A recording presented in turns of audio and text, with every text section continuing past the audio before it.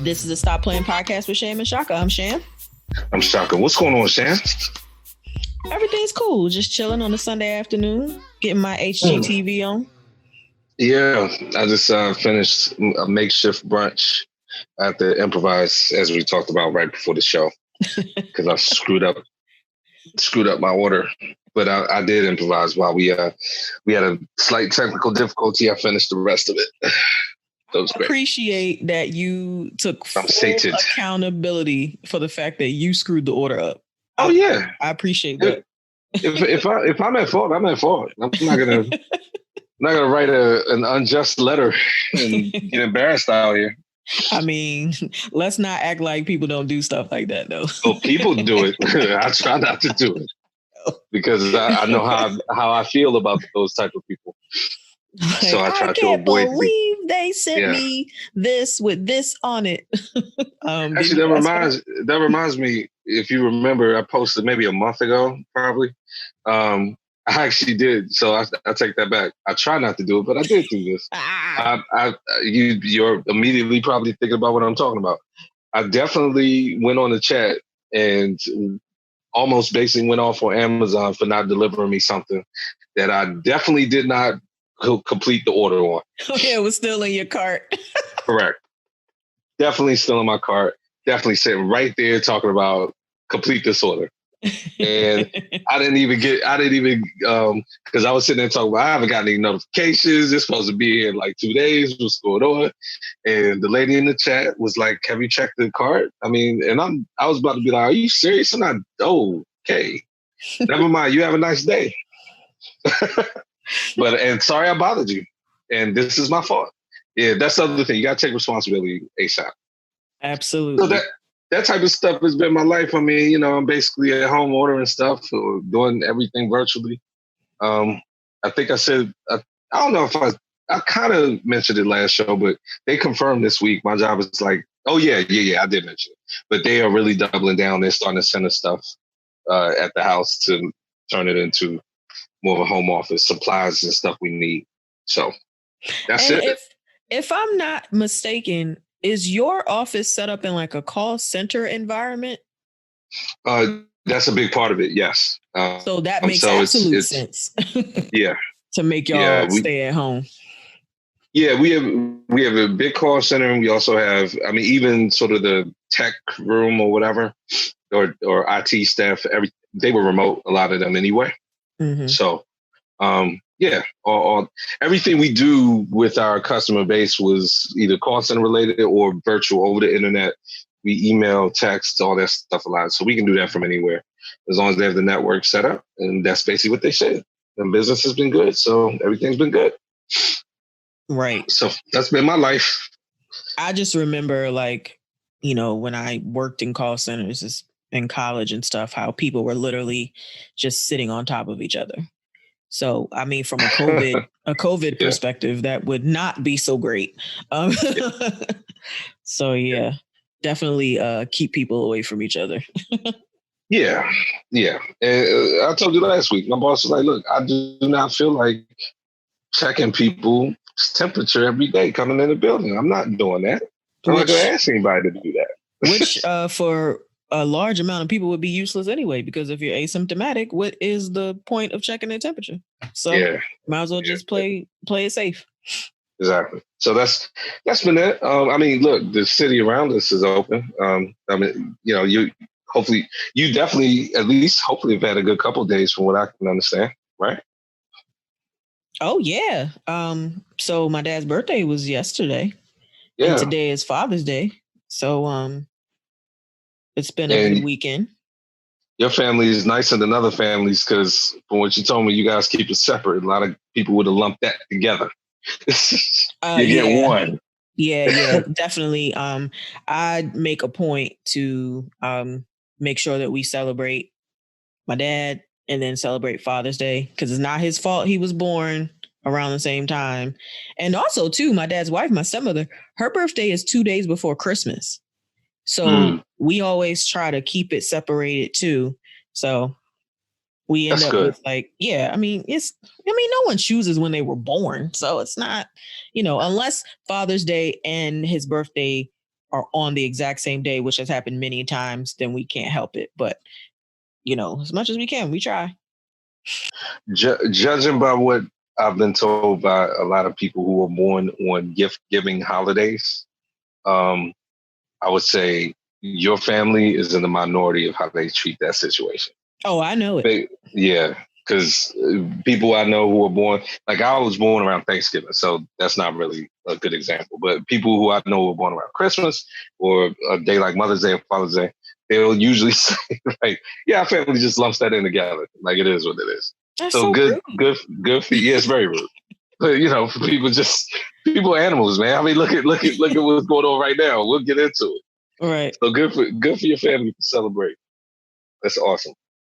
In general, you still actually, I won't go into detail unless you want to, but you definitely have already shared with me some I guess funny goings on in your new neighborhood association. So you've settled in that way, gotten to know some of your neighbors. Yeah, bro. It's been hilarious. Our neighborhood has a Facebook group, and I've been getting to know people through their Facebook personas. Let's put it like that. Mm-hmm. Oh, and it's been quite comical, specifically on first world subjects like, since the state is open, can we get in the pool and can we go to the gym? And I live in a neighborhood that has an HOA, and they're being very cautious and looking at it from the legalities of it. So they're just basically like, look, no pool this summer, and we're not going to reopen the gym until we can meet the necessary whatever the guidelines that the CDC is putting out there. So they're looking at the community as a whole. And then of course you got a handful of people that's like, well, we want our money back if we can't use the pool. No, you think the HOA Which is is for the ridiculous. pool? Like, get out of here. It's 3 months out of your life. These are probably the same people, some of them may have been furloughed who didn't say a word to their job because they understand. Like, right. And I'm not saying that they should be happy about it, but the point being, you're going to demand money for a pandemic that is shutting down every single thing else. People, right. I love how people pick and choose the battles they think they can win, and then they go out and like go ham about it. They're shutting down the pool for a good reason. Stop. Now, I will say again. I promised I wouldn't go to specifics, but I thought this would lead into our first story very well. Part of the discussion that you showed me was when one of the people talking about the pool was sitting there saying, and for the record, it is cited her little whatever credentials, which turned out to be none in my opinion. Right. You can't spread it. It's been shown by the CDC stated that you can't spread, it can't spread through water, through pools. And then a person who I believe we mutually know, I did look this up, nice and politely put an article in the thread and said, in no place ever did the CDC ever say that. And like, basically it's the opposite of that. And that's probably the most wrong thing you could have said. Right. And, that person also shared her credentials, which were very similar. There were a lot of people in that group that were like, good for you. But I believe one person was actually a doctor. She didn't say it, but she said, you must not know what I do. That's what she said. But like just throwing out credentials like that mean nothing. And then you have people coming back like, well, I actually do this. And I actually it was great. And honestly, you're endangering your job by throwing out your credentials, because the last thing your job wants, it'd be like my job being like, me throwing out like, I'm in the financing business, and then saying something completely wrong and throwing out my job in it. They'll be like, don't throw us out when you get on your little trolls on Facebook. You're making us look bad. Now we gotta let you go. So I that was very telling, and I think it leads into, unless you have anything else that's been happening for you. Mm-mm. Yeah, that leads us right into our first story, which is a good story. It's a good story, and we both, I think, wanted to start with a good story about the pandemic. And you sent this to me, and then it's, as we talked about, it's been not really, unfortunately, gaining a lot of traction over the week, but there have been other stories about it, but because other stories have eclipsed it. we have at least a breakthrough in treatment for COVID-19. And I'll let you take this away, not only because you gave me the story, but also this is what you said at the beginning when we first were talking. Like, if we can't get a vaccine, let's at least get this. Exactly. So the BBC put out an article this week discussing that dexamethasone actually is proving to be the first life-saving drug against this coronavirus. Yes. So good data. Yeah. Very good data. They have been using the treatment in the UK. And it's been in this drug is part of the world's biggest trial testing and existent treatments to see if they could work. So basically, it cut the risk of death by a third for patients on ventilators. For those who are on oxygen, it cuts it by a fifth. So we're starting to see that some of the existing drugs that we have are going to be helpful in kind of fighting this virus. Exactly. And I mean, this is critical because when we're talking about the pandemic and you're talking about the effects on society, what have you, I mean, if you want to take a step back, statistically, the virus is only, and I put only in quotes, but the mortality rate is somewhere between 1% and 2% of even the people that we've tested. So that's a whole nother subject. But the point being, but the number is big enough where it has a potential to overflow hospitals, overflow beds. So now you're talking about a direct counteraction to that problem of the choke point of people being in hospitals. If you can get this treatment and get better, you will still have the virus, yes, but you can get out of the hospital and make room for people who need it. And it immediately addresses that problem, which is why when you read that article, I mean, most of the time when you see something about treatment or vaccines, they kind of couch it and they're like, oh, we got to do more studies. They're like, no, you know what? This is a massive study. We've done it and we're rolling it out. Basically, the article that I read, or the article you sent me, right? Exactly. And I mean, it's a very good drug to use because it's a huge benefit in poorer countries that have high numbers because it's cost effective. Yeah. It says it's about 5.4 British pounds per day, right? So what is that, about $7, let's say, in US dollars a day? Yeah. Depending on how the currency shifts. So you think about that, that's a very inexpensive treatment. And a lot of people are used to this drug because right now it's been used for treatment of like arthritis and asthma and things like that. So you know with this drug, you're already familiar with the side effects of this drug. And I think it's just awesome that they've found something that is already out there that they can use. It's less amount of risk with the drug because we know what it is. Yeah, I mean, I think you just, to put it in real world terms, it would be like finding out Tylenol or Advil like did this when people already go and buy them at the store for other stuff anyway. That's exactly what it's like. It's inexpensive enough where we're not talking about jumping through hoops with insurance and doing all this stuff. Right, just insurance already covers it. Exactly. Roll it out to the public, and like I said, get those people out of the ICU that this drug works for. Even a third, that's a massive amount. Get those people out. Get those people off the ventilators. That was really, I mean, if you think about all the kind of controversy, even politically here in this country, and why Governor Cuomo, even though he stopped, why he had to have these press conferences and the governors and all that, really what drove the country to shut down was people going to hospitals and them being afraid that they were going to run out of ICU beds and ventilators.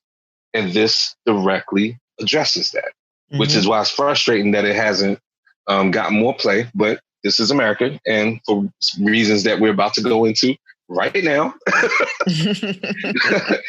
we are not mature enough to give this the airplay it needs because we're busy doing other stuff. And I know you got all the energy in the world for this one. So actually, would you like me to go ahead and roll this out and then you can come in like a storm on it, or how you want it? I'll lay it out. Let me lay it out real quick. We go reverse it because you got the energy for this. But I agree with you for the record. So I'm not going to give names. I'm going to let you get all the details. I'm going to just give the basic facts. Basically, a healthcare worker in Florida, our favorite state, by the way, and they're leading the charge on this. I want to say it was 2 weeks ago. It was like the first week of June. Florida has been opened up, and we'll kind of get into that. So a couple weeks ago, Florida opened up. We talked about it on the show. And this healthcare worker who has seen the effects of the coronavirus exactly like I was laying out up close, still decided that the state opening up was enough for her to justify going out with her and a group of her friends to a bar. They went to the bar, and now all of them have gotten sick. That's it. I'm gonna leave it like that. Would you like to continue? So wait, first of all, look, 16 of them tested positive. How are you going out with 15 other friends? That's how you roll? First of all, like, I don't roll that deep. Yeah. But right. Regardless, this woman, Erica Crisp, was so excited to go out with her friends in Jacksonville, Florida, that they haphazardly went to a bar and was wilding out and having fun, and decided that it was okay to do that because the state was open. Ma'am. Yeah. At what point in your brain did you say to yourself, oh, the state is open, so that means the virus must be gone? Because that's the only way I could think that somebody would be dumb enough to go to a bar, an enclosed space. It wasn't even an outdoor bar. Let's not even talk about that. You went inside an enclosed space with hundreds of people. It's like so stupid. And this is the quote. I think we were careless and we went into a public place when we should not have. And we were not wearing masks. I think we had a whole out of sight, out of mind mentality. The state opens back up, said everybody was fine, so we took advantage of it. Okay, who in that state said everybody was fine? I need to know that first. But I also need to know who said everybody was fine. Keep going. I also need to know what healthcare, what method, what specifically in healthcare do you do? Because out of sight, out of mind. It's my understanding you're going into work every day. How is this out of your sight and out of your mind? And honestly, if you were to go into your coworkers, I'm pretty sure, I hope you didn't go into your coworkers and tell them what you were doing and them okay this, because I'm pretty sure after the fact, your job was probably contemplating firing you for even doing this. I don't see how they couldn't be, because what kind of example you set as a healthcare worker? You should be the person. Go ahead. It says she's a care management assistant at a medical center. So I don't know if her place of work was like my sister's, in which they kind of shut down that arm of the hospital, and then they went out and helped. They instead helped the main hospital. I don't know the gist of what she does and where she works, but the fact that you work at a medical center, I don't care what you do in the medical center. You know a little better than most people that this is not a good thing to do. Correct.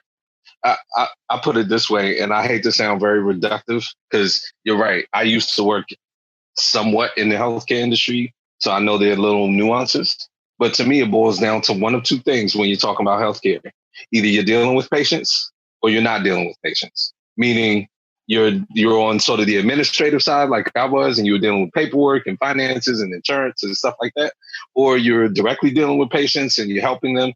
And maybe, even in an administrative sense, if you're just doing intake or whatever. The point being, on either side of those, you can clearly see what the effects of this pandemic are. Because you're handling paperwork, you're handling accounts, you're handling, HIPAA, whatever you want to call it. And there's no way that you could be on the front lines of something like that every day and then go back home and be like, well, the governor opened the bar, so we must be good. Exactly. That's crazy. That's crazy. It just goes to show that people just, they want to do, they hear what they want to hear. They do what they want to do. Right. They just don't care. My sister even told me that someone called her office and said to her, why aren't you guys open? The state has opened up. And my sister was like, because there's still there's still a pandemic. She's like, oh, the person said to my sister on the phone, oh, I thought that was over since the state opened up. I mean, wow. Right. To me, So the pandemic. Yeah, keep going. So Yeah. people just decided that because the state decided to open up everything, that there's not a killer virus floating around in the sky. Like, when would the state ever have the ability to just kill a virus?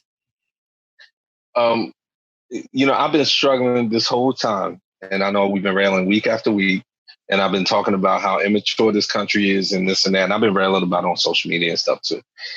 But I finally found something that makes me feel a lot better to joke about with this country. Basically, the coronavirus and COVID-19 is a big case. Remember Jay Leno when he used to do jaywalking? Mm-hmm. And we talked about Kimmel and all the shows when they just go around interview people, and it blows you away how little people know about stuff. We talked about the one where they said, what's the difference between the Obamacare and the Affordable Care ACA? Right. Yeah. And they were like, I don't want Obamacare, I want the ACA. And people exactly were like, you're idiots. Exactly. The coronavirus is jaywalking to a deadly effect, where people are like, do you think the coronavirus is over? Yeah, because the country's open. Like, I could see something like, or the bar's open. I could see like Jay Leno doing that or Jimmy Kimmel doing that and the whole crowd laughing. But like, that's really what this is. In a nutshell, we're seeing it play out. And it's sad. People are like, oh, what's the capital of the USA? Miami? It's like, okay. It's right. The same thing. Yeah. What do you mean?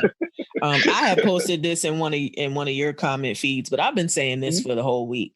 Like, Maryland, we in phase 3, which pretty much means that everything is open at this point, except for, the capacities have been minimized tremendously.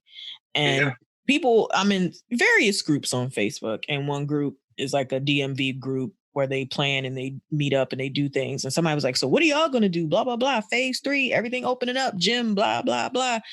I posted, I am in phase sham. Yeah. Phase sham is an indefinite phase. I will integrate myself into the general population when I feel comfortable to do so.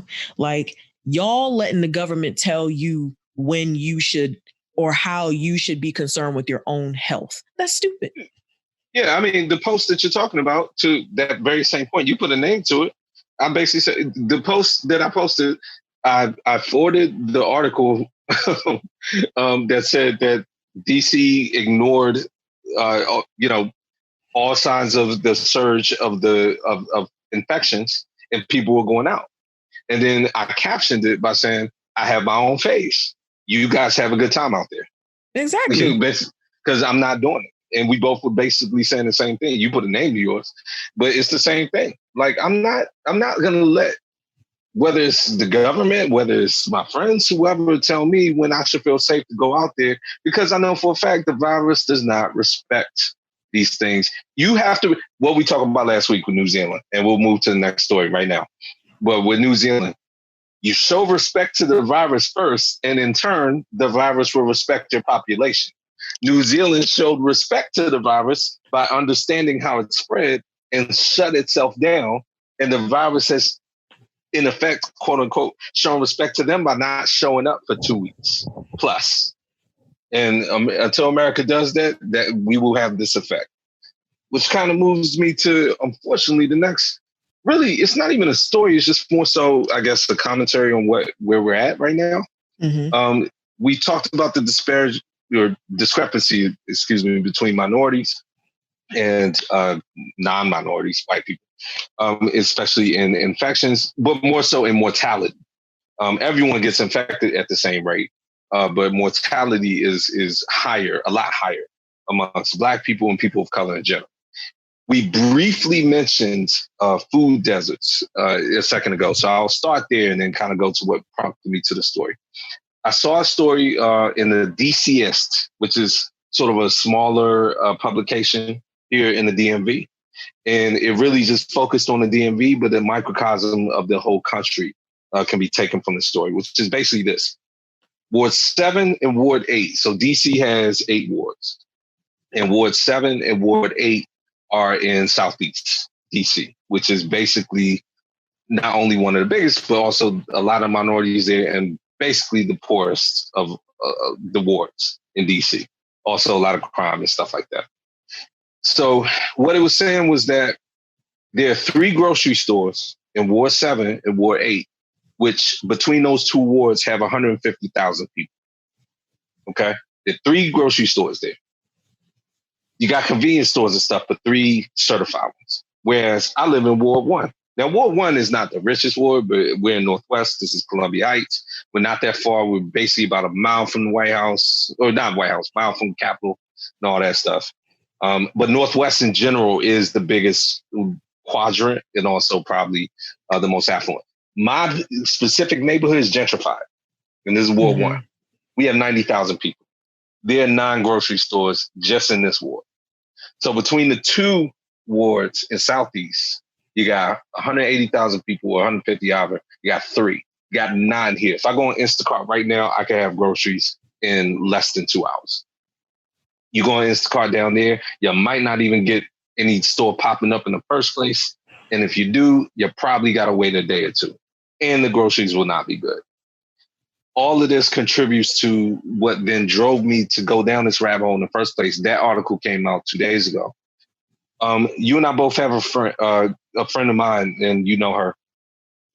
She is at nursing school in Vandy, but before that, she was a doula up here, and she was part of this group, a doula group, and it was interracial. There's a overall group, but then within it, there's a Black doula. I didn't know what a doula was, so I'll just assume, maybe our listeners don't. Basically, a doula is kind of sort of like a midwife, but it's a little bit more medical than that, but it assists women in childbirth. So she's in that field. All right, cool. And doulas can take the placenta and they can turn that into a drug. Like they have a little more. Exactly. There's more certification to it. But just for the layman, just for the imagery, that's what they do. All right, cool. She was telling me, I remember she was telling me when she was up here before she went to Vandy nursing, that they used to have these group chats.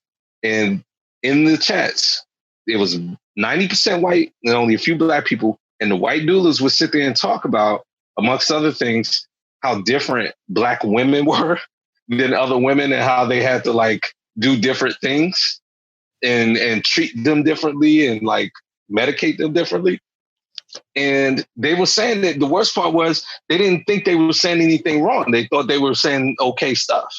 And the Black doulas were like, what are you guys talking about? This is why Black women suffer, because white doctors have this kind of mentality. And then she went down to Vandy and pulled up and went into a group of, she's at Vandy nursing and went into a group where they basically said the same thing.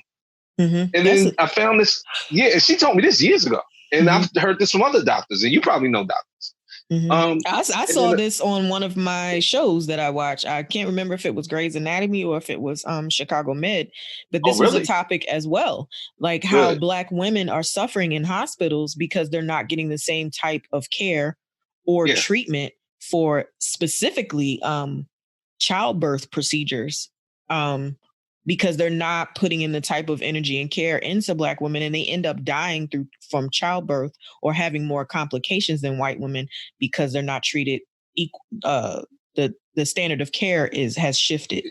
It's shifted. And so you have that factor, which I'm very impressed, and I'm glad you told me that those shows address that. So on the surface, you would think, okay, it's just purely because of that, maybe racism in the sense of socioeconomic, because a lot of them don't have as much money or whatever, or coverage or insurance. But then you get down even further than that. And I don't know if the show's tackled that, and that's what you meant as well. But she was talking these people were talking on a medical basis. They were trying to cite medical evidence to treat Black people differently. And the reason I'm tying this into the other stories because they were talking about this as it pertained to treatment for COVID-19. And coronavirus, when Black people go in the hospital. And the study I saw in the paper was that 50% of medical personnel, whether it be a nurse, doctor, resident, whatever, absolutely believe that there are substantive physiological differences between Black people and other people, or people of color and white people, and if influenced, and they admitted it, and not only admitted it, but thought they had a scientific foundation for it. Just throw the whole Hippocratic oath right out the window, huh? When you talk about race, exactly. Thank you. First, do no harm. when you're talking about racism and when you're talking about how deep-seated and people say systemic racism as if they just throw that around, when something is ingrained in your brain so hard that you can go to medical school, in my opinion, medical school takes 100 years, it might as well. But literally, what, 5, 7, 10 years, whatever it is, to go through the medical schooling process and then emerge from it and think you have a scientific basis for that, that's systemic racism, where it's so embedded in your head that it affects how you do your job. And these are the people who are taking care of people. Medical professionals in general, heroes, trust me, they've been overwhelmed by this war. But my point is, actually, it strengthens my point. They didn't think they were doing anything wrong. They think they have a basis for it. And of course, there are physical and, natural differences in general. I'm speaking very generally, like our skin tone, for example, between Black people and white people. But when we're talking about treating, your internal organs for a disease, I mean, everybody has the same type of heart. You know what I'm saying? Or whatever. Right. Whatever you want to say. They all the same. Yeah. The internal organs don't have a color. The cars work. The cars have the same engines and transmissions. Okay. So, yeah. Stop. Nah, this blue car's engine is going to work better than the white car's engine. I don't know if you know. Right. Exactly. That's why I always buy blue cars. I don't know if. But I'm glad I could laugh at the end of that, because that's just one of those things, man. I think you have to really, when you're talking, you being anybody, especially of color, and if you have the space and time when white people come to you and say, talk to me a little bit more or whatever about systemic racism, which honestly, I don't have the patience to do that anymore. You said something before the show and I kind of agree with, especially about this type of stuff. At this point, if you're grown and you're white, I'm of the opinion, stop asking Black people to explain racism to you. You need to go out and look in your heart and then do your research as to how racism permeates through society, and then come back to me and show me you've done that work. And then maybe we can go from there. I'm not going to do the work for you in that respect. I mean, because at this point, if you're at a certain age, like you said, I mean, there's a level of implicit bias that nobody would be able to get through. Yeah. So just that's more for the masses. Sham, I don't know if you saw it. Well, I shared it on the page. So earlier, a friend of ours a friend of mine who I want you to meet one day, gave me some data on Texas alone and the infection rates. Over the last 2 weeks. I posted a couple hours ago, but over the last 2 weeks, I mean, if you look at that chart alone, everybody in Texas should be running back to their house right now, locking the doors if they kept out the virus, and sitting in their living room. Why? The state opened up. Right, exactly. Look at that chart and then they'll tell you all you need to know.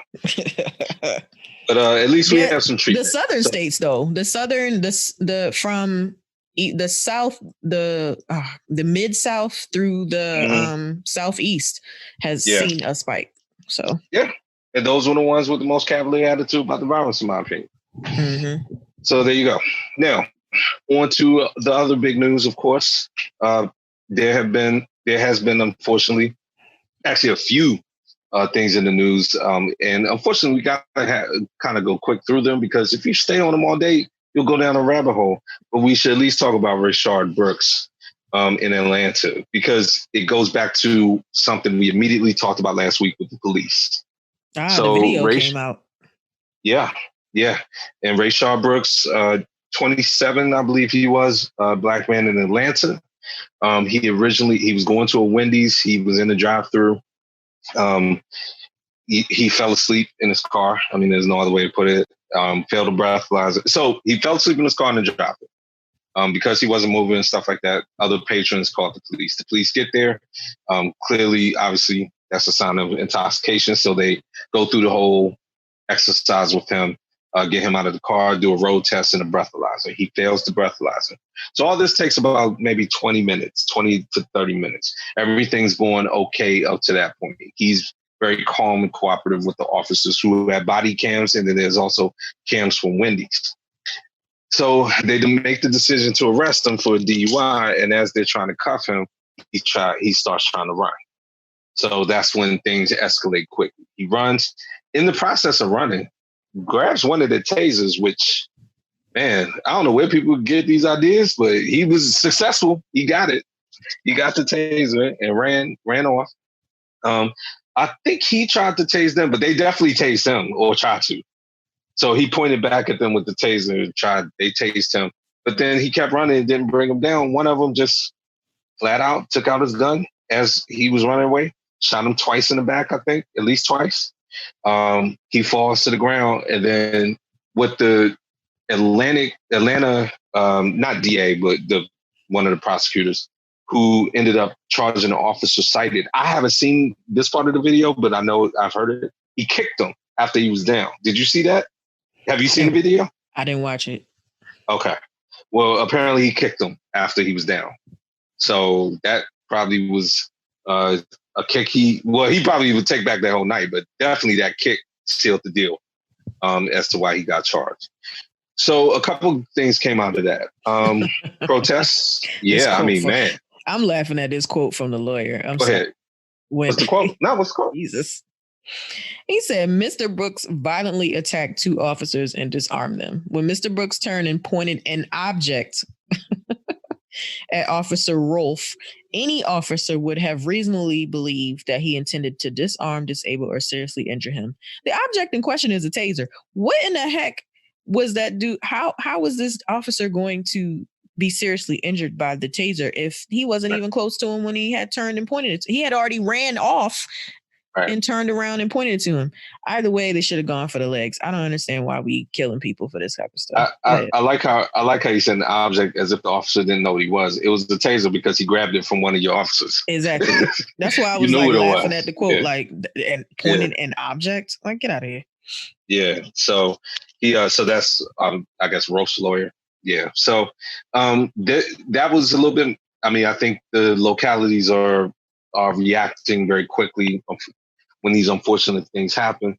As soon as this happened, I mean, the next day, Mayor Bottoms in Atlanta fired the officers immediately. Oh, no, I'm sorry. The officers got fired by, I think there was like a council, what have you. But then she accepted the resignation of the chief of police there. Oh, yeah. The next day. So it was a big fallout. And this was within 24 hours. Mm-hmm. A couple other things happened too. There was a makeshift protest there within a couple of days. The officer got charged with 11 counts. So he got a lot, including felony murder. The other officers who was there was a story, and I think this is still going back and forth, that the other officer who was there, I'm laughing because they're saying that he's going to flip on the other officer and testify against him.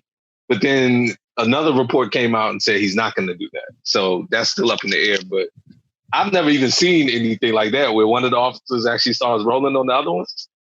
So if that's where we're at, I mean, I'm cool with that. If we can start having that stuff starting to happen.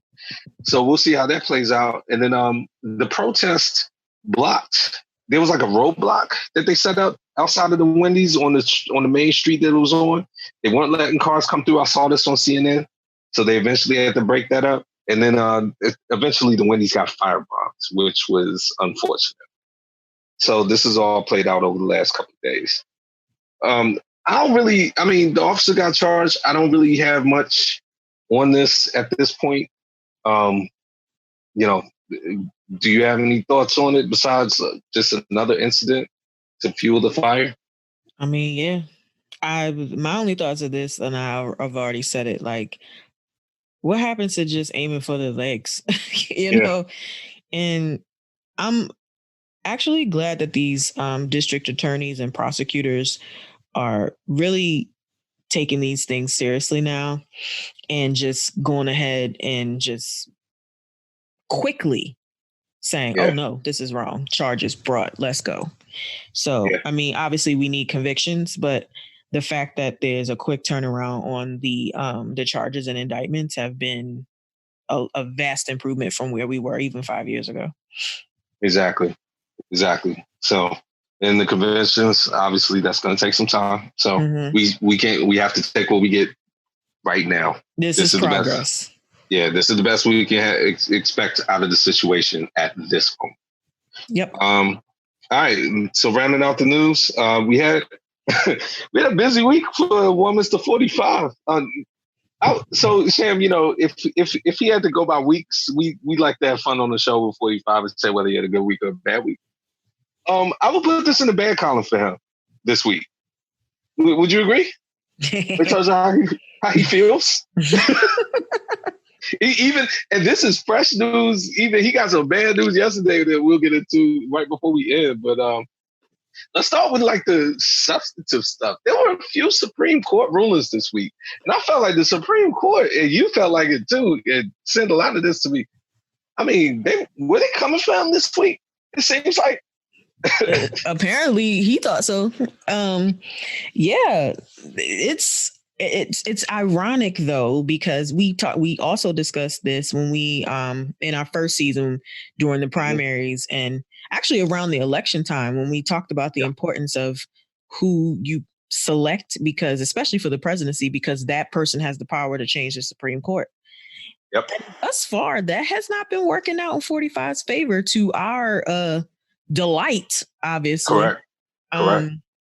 So yeah, it's been like two big ones this week didn't go his way, and he picked those people for things like this to go his way.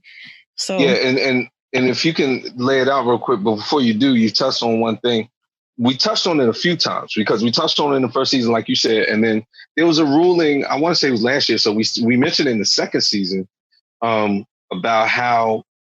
I want to say it was about immigration, and Kavanaugh ruled against what 45 wanted. And at that time, we brought it up too, like, hey, listen, if I'm 45, I'm sitting there like, especially in Kavanaugh's case, they went through a lot to get him in there. Right. That was a barber. Like, if we want to talk about Roberts, well, Roberts was there when 45 got there, but Gorsuch was all right. I mean, he basically just got it. But Kavanaugh, nah, he can't be flipping.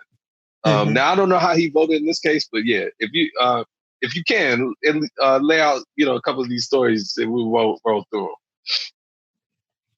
Okay, so the first thing that happened was that the Supreme Court decided in a 6-3 decision earlier this week that the 1964 Civil Rights Act does include cases involving the LGBT community, because employers were trying to say that act did not include them.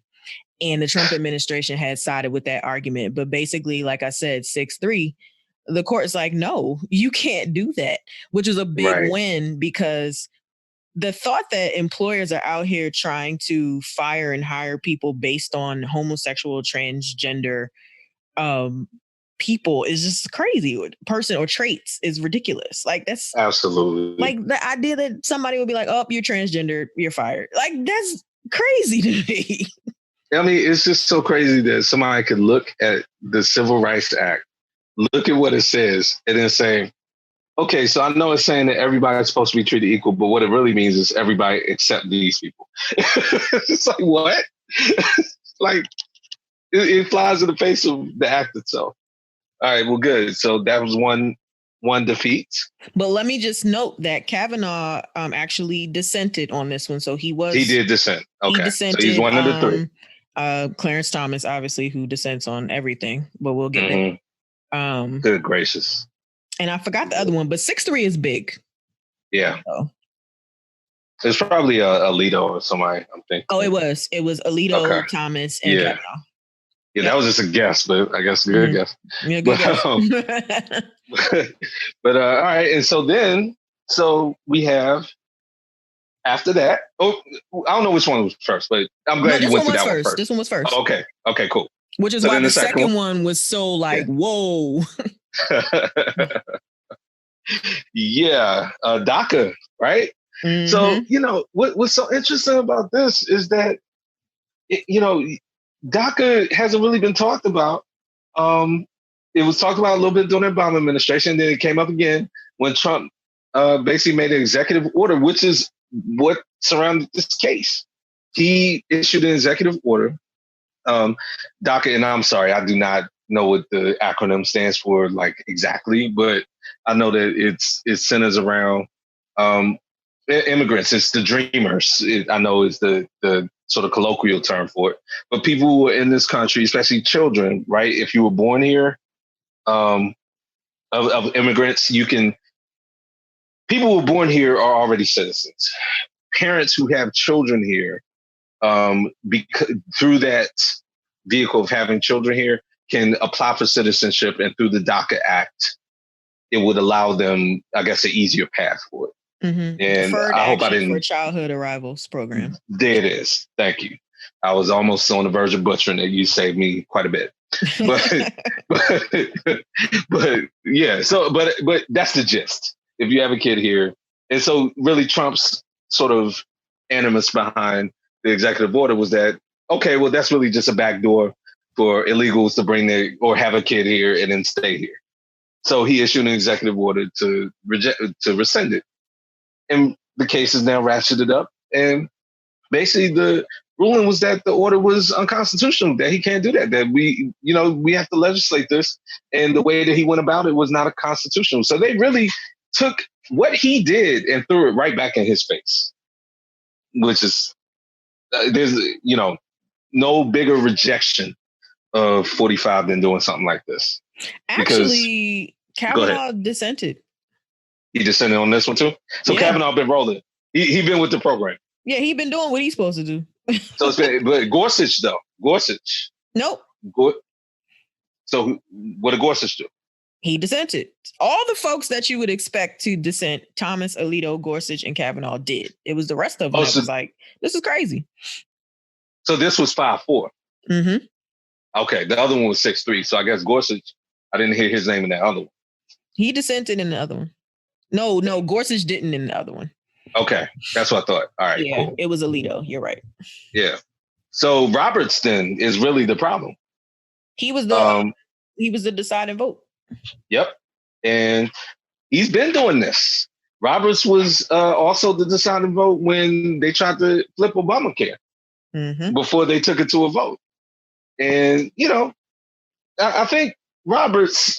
Now, granted, you didn't see him much during the impeachment trial. All he was doing was up there reading questions. But I think Roberts has kind of, if nothing else, even in a solid way, made it plain that he's not just rubber stamping Republican ideas. He's not doing that. Yeah. And he's a Chief Justice. Yeah. He's a Chief Justice. And if I'm a Supreme Court Justice, and that can be my job until I die or until I choose to not do it anymore, you got to think. These presidents are only going to be in office, 4 years, 8 years tops? Exactly. Like, you still have things to deal with when they're gone, especially if you're going to be in there for years and years. So to me, and obviously I'm a common sense person, as that is my seat, I got to look out for the best interest of the general public, exactly. Because that's what the job is supposed to be. And on top of that, I made this comment a long time ago when we were talking about Kavanaugh, and I stand by it. You know how hard? I don't think a Supreme Court justice has ever been removed from office or from the seat. They die in the seat. They can't be. They die in the seat. So all this stuff about, the people like Kavanaugh, they're going to feel like they owe Trump for putting him in office. Oh, and what? What are you going to do to me if I vote against you? Nothing. You can't fire me. You can't fire me. My position is the most secure position in this country, period. So whatever you want to say in the world, one of them in the world. So whatever you want to say, I'll vote how I want. So yeah, 45. Even before that was having a tough, or even with all that was having a tough week. But Sham, what he was looking forward to, and we talked about this last week. He originally was going to plan his rally on Juneteenth, which happened on Friday, June the 19th. Which he made famous, by the way. Apparently.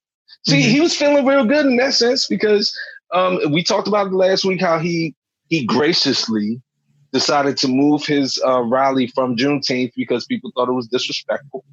And in the comments addressing that, he said that, he had never even heard of it. But once he heard of it, he's the one that made it famous. So I guess before that, Black people didn't really know what day we is celebrated for our freedom, nor did I guess we care until 45 got in office. Of course, you know that. Yeah, so I personally on this podcast want to thank him. Thank you, 45, for doing that for us. Because I think that's what he was looking for. So if you were looking for our thanks, thank you. Thank you for making famous something I already knew about. Yeah. And so he, so in all seriousness, he moved it to, well, no, actually everything about this story makes me smile. He moved the rally to yesterday, the 20th, out of respect, quote unquote, after talking to his invisible black friend. And here's where the story takes a hilarious turn. And I'm glad we didn't tape yesterday like we thought we might have, because this was still coming out. So he has this rally planned. He goes online, and his campaign goes online, and they start advertising for the rally. And they start putting out tickets for it. And apparently it's free. It's just reserve your seat. And they have it at an indoor arena in Tulsa. Okay. Now, really leading up to the week, people, kind of layman people or grown people like me were sitting there thinking, okay, well, there's a protest going on down there too for Black Lives Matter. So, hopefully nothing like pops off or whatever. So that's all my mind is wrapping around. Apparently, unbeknownst to me, Sham, and I'm out of the loop, I guess I'm getting older. Meanwhile, millions of teens across the country are signing up to go to 45's rally yesterday. Why are they doing this? Because it's free and you don't really have to give any kind of verification of who you are. You just go in there, register, and put your name in, and then they count you as a person that's attending. So all during the week, 45 and his team are feeling real good. They start putting out numbers.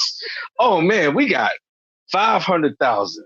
We have 800,000. Sham, they said we have 1 million people coming to this rally. There's so many people coming to this rally, Sham, they said, that it's overflowing from inside. We are filled to capacity inside.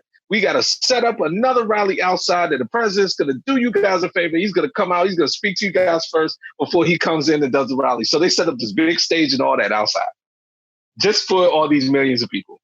That's suspected to come. Rally's supposed to start at 8 o'clock. It comes 7 o'clock. They're starting to get a little antsy because nobody's out there.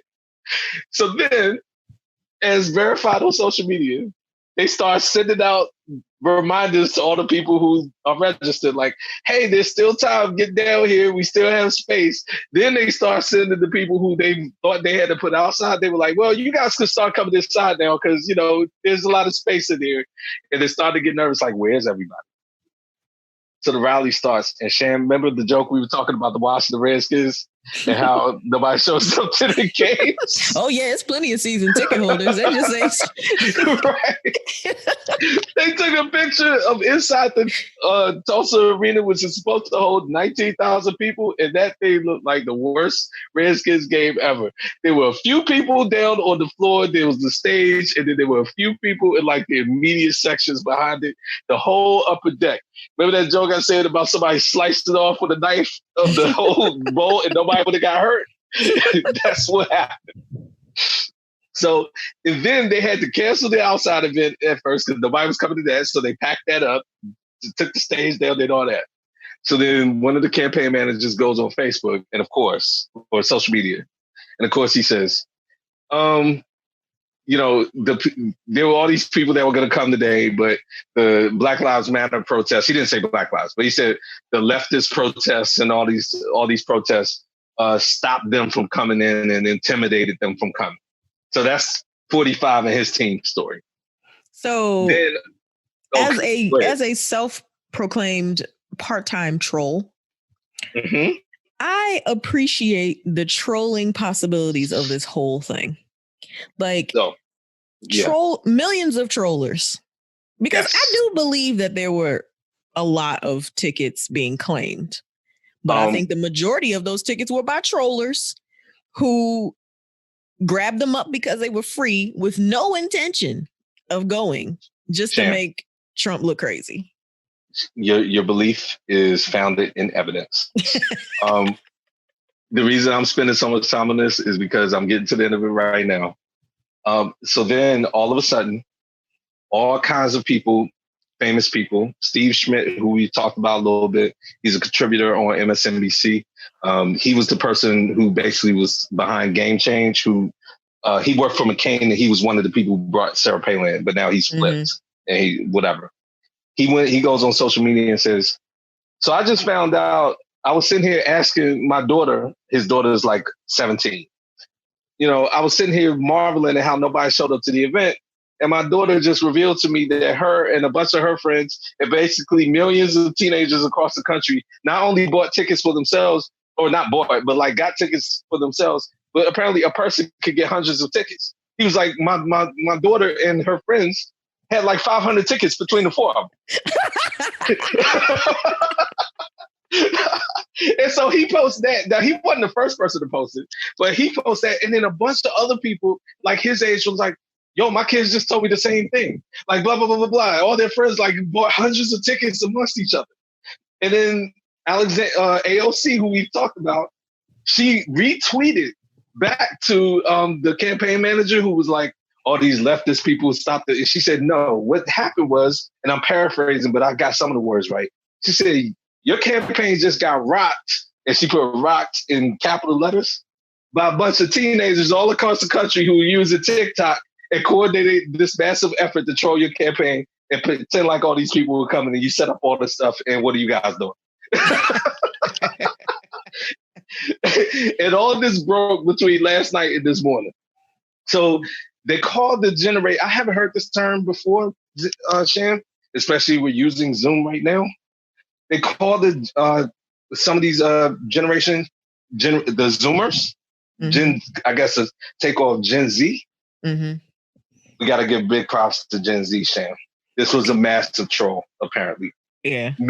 Millions across the country, driven primarily by like 18 and below. I mean, there were 20 and even 30 and all that. They told their parents, but this was started by them. It started on TikTok because they were posting videos on TikTok like, hey, just reserve all these tickets. And then they would delete. They were very sophisticated, Shan.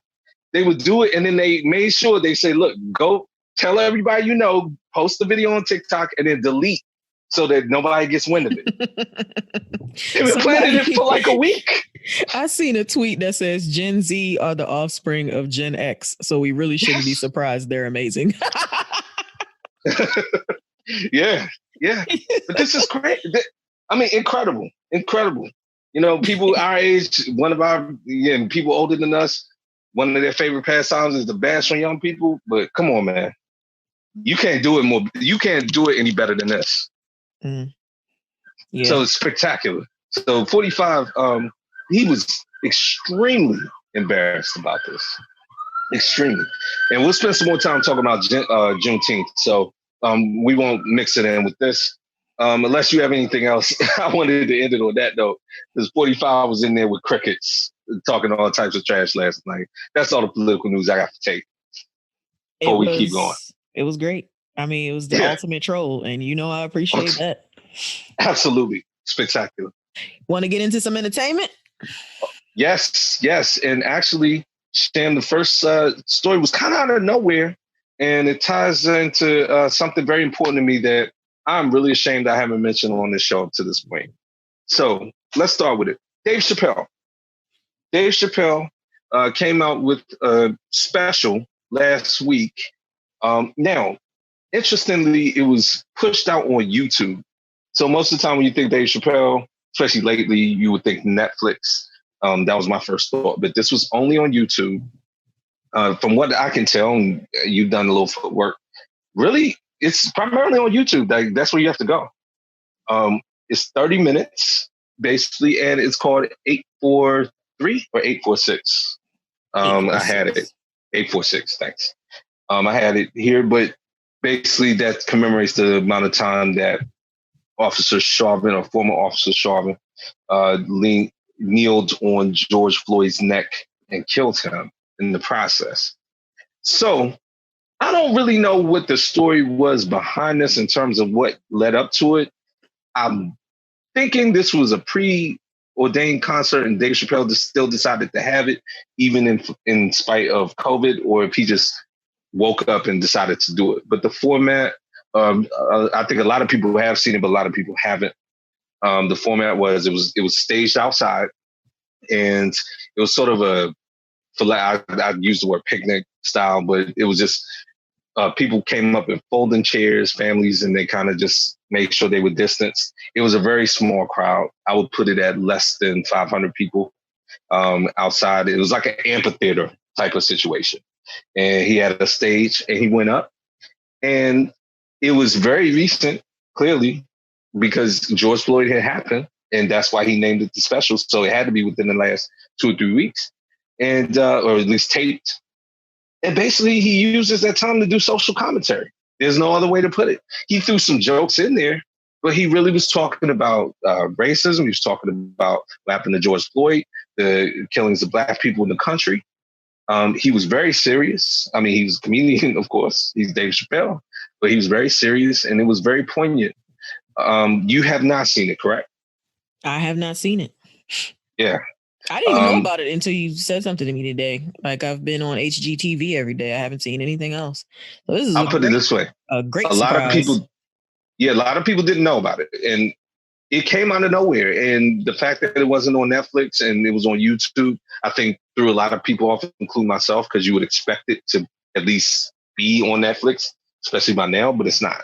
Well, so go ahead. It kind of is on Netflix. Oh, it is? What I've covered is that it's on Netflix's YouTube account called the Netflix run YouTube account is called Netflix is a Joke.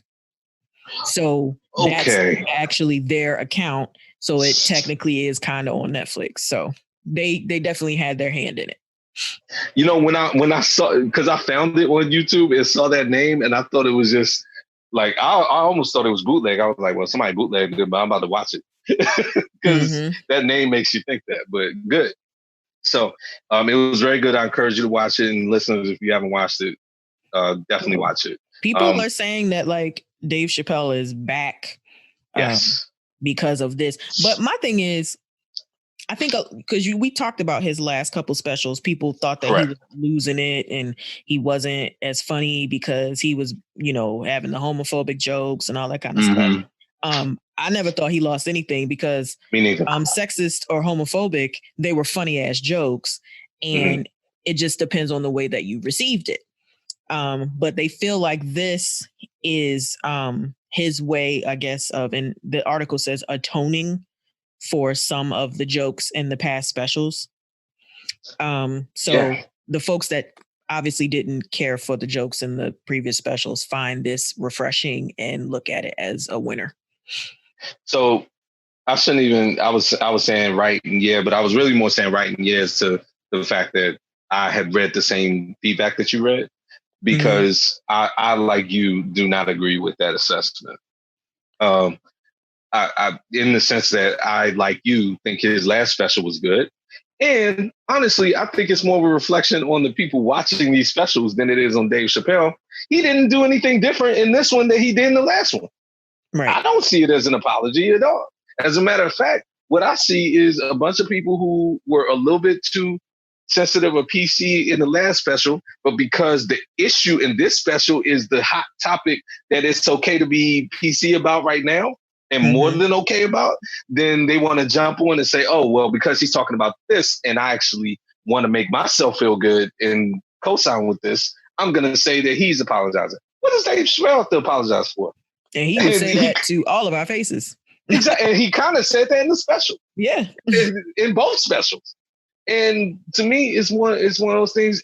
Those people who are giving him good reviews are the people he's talking about in both of these specials. Absolutely. Yeah, I think it's just ironic that hopefully I think they can understand that. Now, not to spoil it because it's only 30 minutes, he goes after Candace Owens pretty hard. Candace Owens, and I thought that was poignant because we had just talked about her. Saying some real funny and horrible things. She actually responded and tried to play a tongue in cheek, like, "Oh, I think he's still great, and maybe he could say that to my face." I was like, "He definitely would. Why don't you sit down?" He also talked about Don Lemon. And Don Lemon had taken some time on his show to try to call out celebrities, including Dave Chappelle, and say, where are you guys at and why aren't you in the streets? And he said, I don't need to be in the street. I'm a comedian. That's not my play. The streets, regular people are talking for themselves. He said the streets are talking for themselves. And it brings me back to what I was saying about Kyrie Irving, which we'll get to last week, which is we don't need celebrities. If they want to come in the street, that's great, but I don't need them to stop doing what they're doing to do that, because they have their own platform and they are much used to us and everybody else doing that. We can walk and chew gum. So I like that. Real quick, before we move to the next story, this is very important to me. I've mentioned many times that my mother's side of the family is from South Carolina. And Dave Chappelle, at the end of this special, Shannon, and my mom had to be told by someone else, and then she called me. The last 3 or 4 minutes of the special, he talks about how an ancestor of his, so he's from South Carolina, I didn't even know that, went to visit Woodrow Wilson in the White House and was representing the family of another Black person in South Carolina who had been lynched over a disagreement in the store, and this person was very rich and what have you. That was my ancestor, the person he was talking about. Oh, wow. The man's name is Anthony Crawford, and he would be my great grandmother's grandfather. So great. So I think great would be mine. Direct descendant, direct ancestor, great grandfather. And I will keep this very short because I will pull a sham move and tell you guys to Google it. But his name is Anthony Crawford. He has a Wikipedia page. He has been listing this book called One More Day's Journey. When I was very small, my mom actually took up a cause and went to research him, and she worked with a bunch of other people in our family. The gist of the story is this. Dave Chappelle touches on it. Anthony Crawford was born in 1865, right at the end of slavery. His parents were slaves. Through his work, he grew up, basically built sort of a business, an empire of cotton and other things, and ended up having over 400 acres of land, about 460 acres in South Carolina. He lived in Abbeville, South Carolina. He goes into town he does business with people in town. He gets his cotton and all that and trades it. He goes in there, has a dispute with the store owner because he hears the store owner quote a white farm owner, the landowner, a higher price for the same type of goods than he was quoted. The dispute escalates and he essentially gets lynched right there in the town square, like that night. This is October of 1916. So he gets lynched. Eventually, the fallout, the family basically gets moved out of town or run out of town. No one gets held accountable for it. There are articles in the paper, stuff like that. And eventually, that's how my grandmother's parents and aunts moved up to this very neighborhood where I'm at now in DC. So he mentioned it in the special. And then when you kind of go through the timeline and go through what he's talking about, it fits in perfectly because that's who the president was. And that's what it was, the $30. He said grain, but it was $30 of like cotton or something like that they were disputing about. So me and my family are working on something. I'm going to leave it like that. The Stop Playing podcast. But we're trying to get that land back. Now that's specifically, but then how we're going to do it is something different. So I want to just let the show know that. It was poignant that Dave Chappelle mentioned that. So working on it. Good luck and Godspeed. I know, right? My mom, you ready to laugh? My mom was like, "Have you talked about Anthony Crawford on your podcast yet?" I was like, "No." No. I probably should have at least mentioned something like that by now. So but check out the special though; it's very good. Now you ready to laugh some more? Because that's heavy. Let's get into some real good stuff right now. Sam and I both decided this is not news anymore. This is entertainment. All the George Floyd stuff that's happened in the protests, we immediately preceded that last week with the spark that started all this, which might have fit into our season 1 episode called The Police. One, Miss Amy Cooper, Miss Birdwatcher lady. And I don't know what kind of nickname. Has Black Twitter given her a nickname yet, Sam? She was Central Park Karen, I thought. Central Park Karen? Okay, yeah. That sounds about right. So Miss Central Park Karen. The New York Times, which one of the first jokes I heard, Sam, they should switch the T in NYT to TEA because they spill all Miss Cooper's tea. Yeah, and it's funny because the story started out like a nice little heartwarming, like tale of two people who happened to collide in Central Park. They talked about the gentleman, Mr. Cooper, and talked about Miss Cooper and all this kind of stuff, and then it just went awry. Yeah. I'll let you have fun with it. I know the story. You go, please. Yeah. So they kind of do what they call in the LSAT world like the sandwich.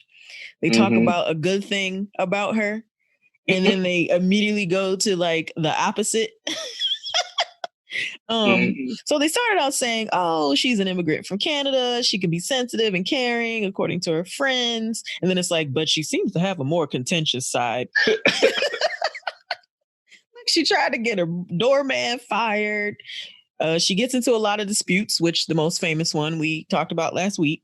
But this is where it gets heavy. So according to a lawsuit she filed, she became involved with a married man and had lent him $65,000. The money was meant for him to leave his wife and ultimately be with her.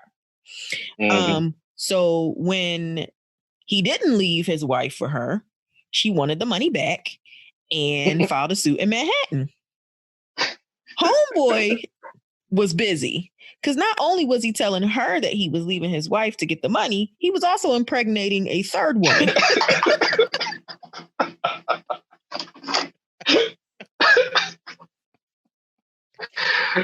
What's his name? Mr. Priest? Mr. Priest. My man was anything but a priest. My man was.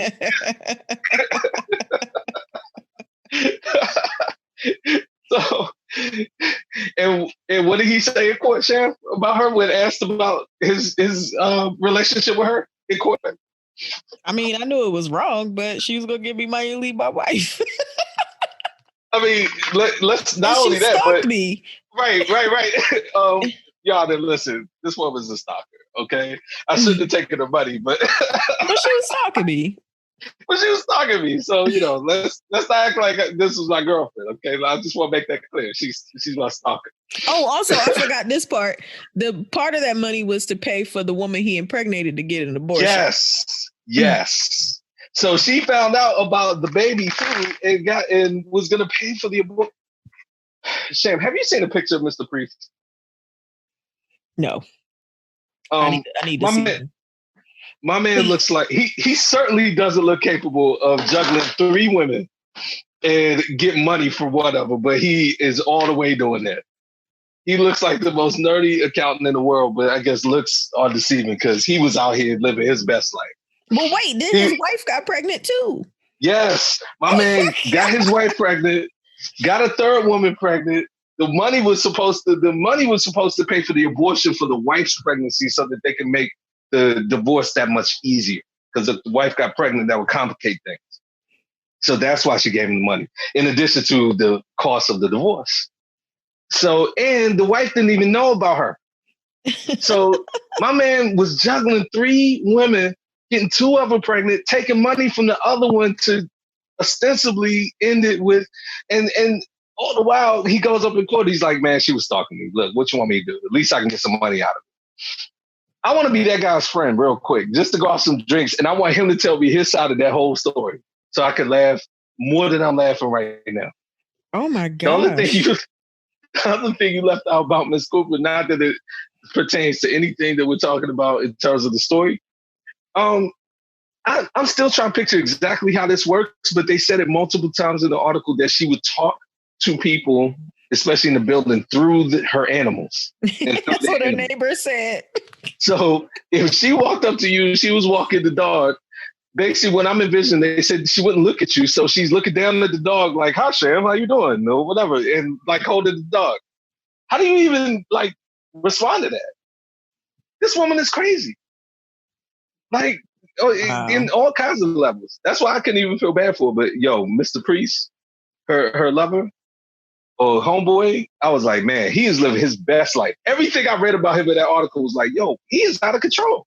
And when I tell you, I looked at his picture, it was like, oh. Yeah. I mean, right? 65 grand?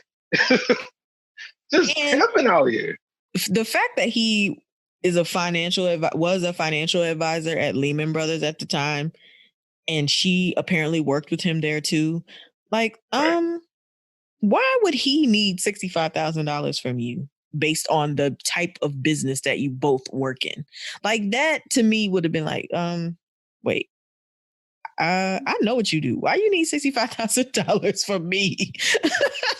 his clients are all men, and his financial advice is, all right, look, this is what you do. Find a desperate woman. Damn. You got a girlfriend, even better. Find a desperate woman. Like, I already got this whole thing cooked up. I'm telling you, follow my lead, you make some money out here. And I said this to you before we recorded. I said, as a woman and in the spirit of solidarity, I feel like this is terrible that a man would take advantage of a woman this way. But I cannot feel bad for this woman. No.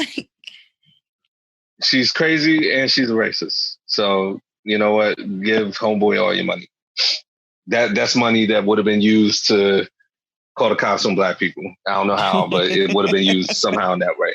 So let him use it to live his little best life or take his new girlfriend out on a date or two. Wow. So yeah, Miss Cooper was definitely in the entertainment section because I don't consider her news anymore. She's already been fired. Now, on to some kind of, well, you know, I was going to ask you about this. I should have beforehand. So a couple of celebrity updates. Remember that 70s show? Mm-hmm. Danny Masterson, who played Hyde on the show, this week it came out that he has formal charges of or sexual assault filed by 3 different women. Now, I feel like this isn't the first time this has come up with this about him. Am I wrong in that? That's what I wanted to ask you before. I've never heard anything about him being in this situation before. In this situation, okay. Maybe I'm not saying it could have been. Yeah.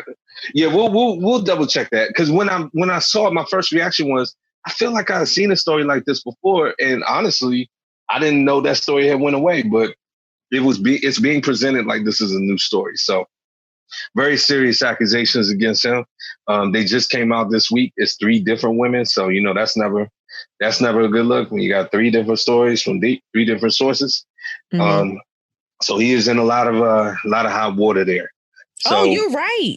This did come up before. Okay. Because he's on that show on Netflix called The Ranch, which is another show, Ashton Kutcher show. And they wrote his character off the show in 2017 because of rape allegations.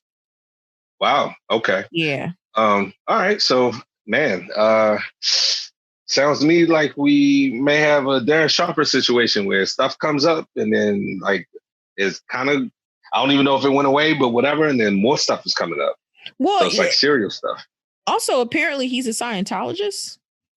And is that something that is prevalent within the Scientology community? According to Leah Remini, yes. Yeah, because you know she had a whole show about it. Yeah. So that's another aspect of that. Yeah. Wow. So he's looking down the barrel quite a long time. So even though we have Black Lives Matter, Me Too has not gone away. So it's coming for him. She made a statement too this week about it. Leah Remini. Leah Remini? Oh, look, you know what we always like to say. Anytime something happens to something, go to somebody for a quote. Go to her for a quote about Scientology. Or anybody absolutely. And in her purview, it's like, look, finally, victims are being heard when it comes to Scientology. Yeah. Because, I mean, this just piggybacks on what she's been saying. Shan, Leah Remini been around since Saved by the Bell and then King of Queens. She made a whole show about how much she don't like Scientology anymore. A whole entire show. Like, I think that show ran for like 3 years. Just every week, something bad about Scientology. It was like an expose.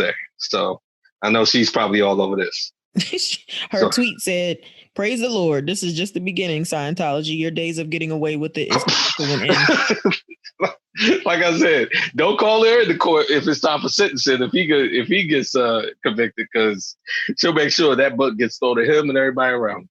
Right. But yeah, so some deep trouble there. This other one I threw on real quick. It may seem out of place, but actually it's come back in the news lately. So Ozark, which is on Netflix. Show with Jason Bateman, Lauren Linney. Everybody's been watching that during the quarantine.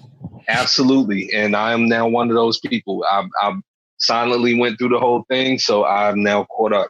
The third season premiered back in January, so it was relatively fresh when the quarantine hit. So people were kind of talking about it right before it landed. Number one, it is very good. It's spectacular. You know, for me to cape for something outside HBO, Sham, I mean, come on. But this show belongs on HBO. Welcome to the real world. Well, if you watch Ozark for like 2 seconds, you'll retract that statement. But no, I'll put it this way. It's very smart. It's a very good show. I've always liked Jason Bateman. I've always liked Laura Linney in anything I've seen them in, and they are very good in this show. Laura Linney, if she hasn't already, probably will be seeing some kind of Emmy from this. Bateman too. Both of them are very good. The reason it's been back in the news, especially lately, on top of relatively recent release, is that season 4 is kind of up in the air. I don't think Netflix has formally committed themselves to the season. I don't see why, because like you said, it seems to enjoy pretty high popularity, pretty high ratings. But Netflix is kind of in a weird situation. They've given a lot of money to the Game of Thrones people, Benioff and Weiss, the double Ds as they like to be called. They gave them something like $400 million to be their program directors, for lack of a better word. So maybe they don't like the show. Who knows? But and plus Netflix is probably trying to figure out, like, okay, judging by how this pandemic goes, should we be making movies? Should we be making money for shows? Like, what are we going to do? So they haven't really been committed. In Netflix defense, though, even the major networks haven't made decisions on which shows have been canceled and which ones are coming back, because they just don't know when they can start production again. So that could be part of it too. Just trying not to put it out there too soon and save the risk of losing money. And you make a good point there. I think briefly spoke about it, but NBC released, I guess, the preliminary lineup. The only show, so they basically said, look, we're keeping all the shows that, like, you guys would imagine we're keeping. The only new addition we're committing to is the Stabler spinoff for SVU. Mm-hmm. There was that one show, that was it. They didn't commit to anything else. They so glad he coming back. They don't even care. They exactly. Give him whatever he wants. And my guess is they probably wouldn't have committed to that if they hadn't already spilled the beans about it like a couple months back. Mm-hmm. They were like, look, we got to follow through with that or people get mad. But otherwise, they're not, to your point, they're a major network. They're not committing to anything. So that's kind of where we are. But that show is very good. So I have enjoyed it. Now, let's get to the show that we both have enjoyed. We got some stuff to talk about. Insecure season finale last week. Yes. So we recorded, I believe, Saturday, and the show aired on Sunday. And we thought that because it wasn't mentioned, but you made a good point. You said they probably did it on purpose, and then, about Condola's pregnancy. Mm-hmm. So we both had predicted after episode 8 that she was pregnant, and that's why she was calling Lawrence so much. And then it just kind of glossed over in episode 9. And I believe you were the one that said, oh, they're just doing that, and then it's going to pop up next week. Which happened. Yeah. And to be real, I think I even texted you and said I could have predicted this entire episode. And when the family, when she did that, I hadn't watched it yet. So I was like, okay, I haven't watched it yet. And so she kind of backed up. But yeah, I mean, I even then, Sham was good about it, but people went on social media immediately. It was like, oh, should she keep it or not or whatever? So it turned into a big thing. So we'll get in. Let's dive in. So what were your thoughts in general on the episode? I thought it was excellent. I think Prentice Penny and Issa Rae have done a great job just all season with the writing, and they did not disappoint in the season finale. The issue that I brought up about Lawrence and Lawrence getting the job in San Francisco came up because they did in the earlier part of the show. They discussed that he had gotten the job and she was down for a long distance and doing whatever it takes to make the relationship work since they were able to get back together, which I thought was a very mature way to look at it. And like she said, San Francisco is a 45-minute flight. Yeah. You know, good deal. Then I think this was the episode where they spent most of it looking for Tiffany, Amanda Seals' character. Yeah. Which, if you were paying attention from the beginning of the season, you could tell that there was some inklings of postpartum depression there. Yes, they sprinkled it in very. Yes, they did. If you were paying attention, you noticed that she was very kind of like, I don't want to hold that baby. I'm not trying to be around that baby. That type of stuff. And then I think it was like episode 1 or 2 when I was like, oh, this looks like it might be postpartum, but they didn't really address it until this episode, which is an important subject to address. And I think they did it nicely. Yeah. You know, and we'll kind of keep going back and forth, but just to address a couple of things you said, they did a really, really good job with that because you knew something was going on, but they didn't force it down your throat. And they did a nice job of kind of weaving it into a character because when she would say stuff like when they, you know, after she had the baby, when she had the, I don't know what you want to call it, post-baby shower or whatever. Because I know there's a baby shower before, but then they kind of gathered at her house after the fact. Oh, the sip and see. Oh, okay. All right. Well, there you go. And she it was one of those things where looking back, they did a good job of planting the seeds of postpartum depression, but her character has been written in such a way that it was kind of like, well, you know, she kind of just don't want to hold the baby. Like, she don't want to be bothered with it right now. You know what I'm saying? Like, her character's kind of flighty and self-absorbed. So it's like, okay, well, you know, her friends may not like see that because they're lumping it in with her general character. So I think that was good.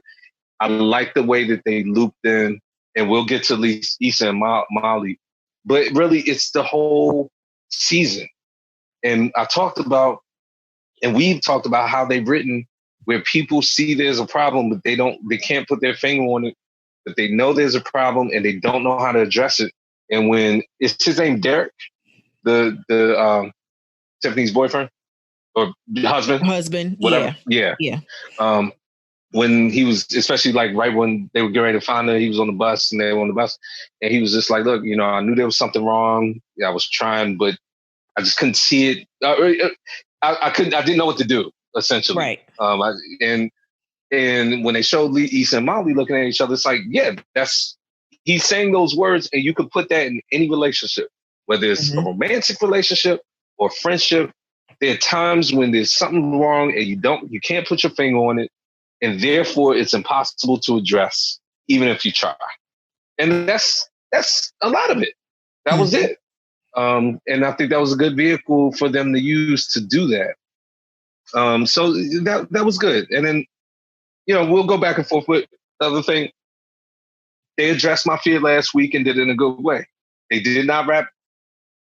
They did not wrap Issa and Molly into a bow. They only did the very, very beginnings of them reconciling at the very, very end of the episode, which is cool. I'm cool with that because we don't know where that can go. Right. We just see them finally having the conversation that needed to be had. Right. Now, a couple other things. What's your take on Molly and Andrew, and how that went? I think I could have predicted that as well. He was trying to let things roll off until he got to the point where he couldn't let things roll off anymore. And that's an unhealthy way to do things because that's when he started bringing up all these things that he had an issue with that he should have said earlier, or maybe those things were said and they weren't received. I could probably see both sides of that. But I think a lot of times in relationships, that's how things end or blow up. That's why they end badly, because one person feels a certain way and they never say anything. And then there's one thing that like kind of triggers them. And then there's just like verbal vomit of everything that I never liked about you. And it's just a horrible way to end a relationship. Yeah. So I like the way they did that too, because Andrew looks bad too. Mm-hmm. He does. And it started last week. You can't pretend stuff is okay. And then look, we're all human. We all at times, I know I do this.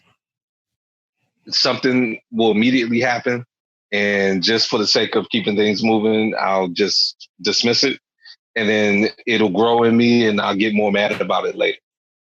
But what you can't do, and as I've grown up, I've come to realize this, is you can't throw that back at the person with the same energy that you felt you should have had at the time. Right. Absolutely. That's not their fault that you didn't address it like that at the time. You may feel right about what your beef is, but you can't bring the same energy that you felt you should have brought at the time and then expect that to be okay. He keeps bringing up his brother. And it's like going to that game. And we talked about it last week. Y'all had a straight up adult conversation and she told you she didn't want to go. And you, clearly you didn't like it, but you made it sound like that was absolutely fine. You cannot continue to throw that back at her face. That is not right. It's just not. Mm-mm. It would be different if she didn't care what you thought and was just like, I ain't going to shut up. Or whatever. She didn't do that. She was like, is it okay? I mean, here's why I don't want to go. And not is it okay, but here's why I don't want to go. And I don't think it's a good idea and blah, blah, blah. And she talked through it. She was reasonable. You can't keep doing that. If you want to use other stuff as an example, that's fine. But that's also your fault. And you need to say that, especially when she's sitting there like, listen, I'm trying to make this work. I really felt bad for Molly in that moment, for real. Because despite all her little problems, I did believe her. She was trying to make that work with him. She was. But now, for she what had her reason, issues. I agree. And he's right. He's right. And I mean, I know the reason. Because women do this all the time. You want to make it work because you don't want it to fail.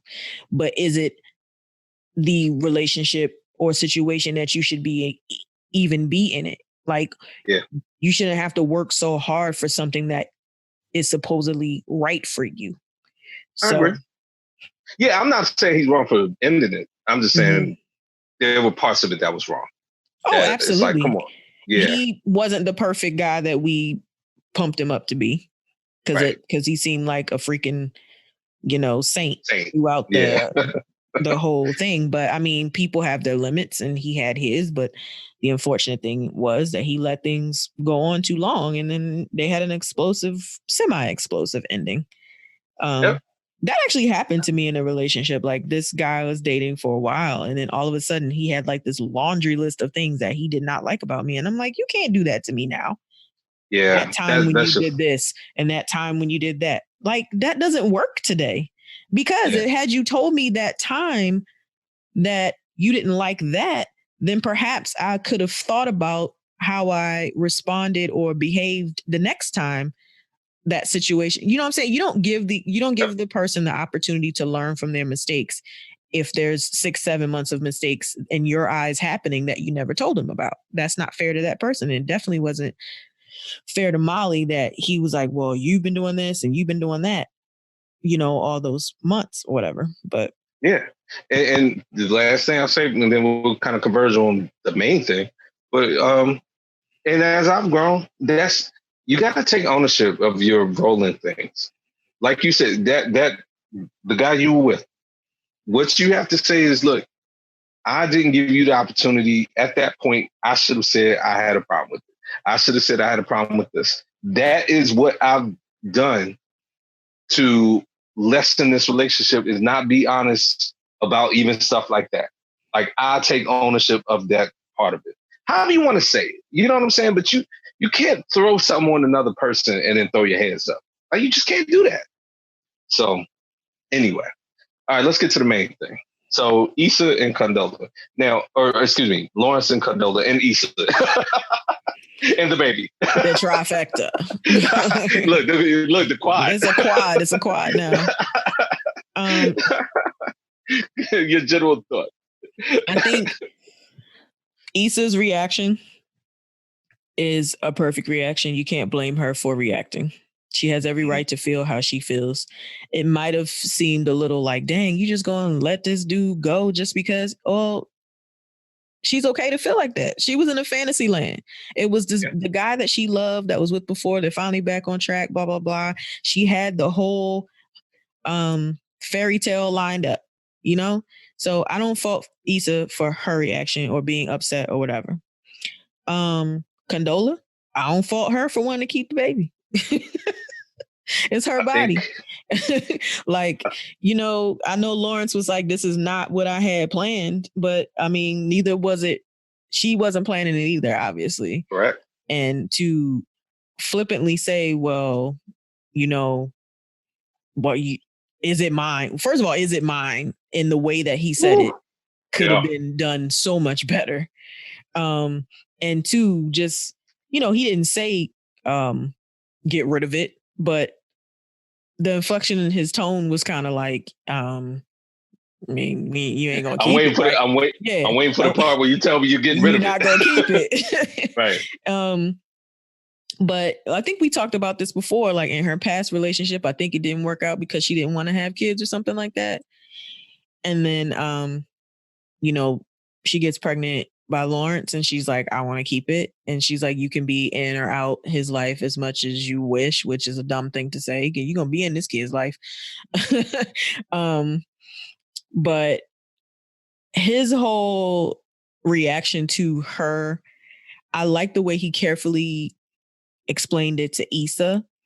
Yeah. But the whole situation was just uncomfortable. And I think it's going to kind of make him stay in LA and not take the job in San Francisco, which kind of sucks, but it does. Look, a couple of things. You as astutely pointed out, you're a woman. It's different for you watching Insecure. The guy watching it, you know, you're looking at Issa and you're kind of like, damn, like you said, like what you want him to do? Then I thought about it. And this is, you know, if I met a woman, well, they knew each other, but whatever. If I started dating a woman and she had just broken up with her ex-boyfriend, and then she came to me like 2 or 3 weeks later after we're in this like great place and was like, yo, like I'm pregnant with this guy's kid. That's a tough pill. I don't know if I'll be able to swallow that one.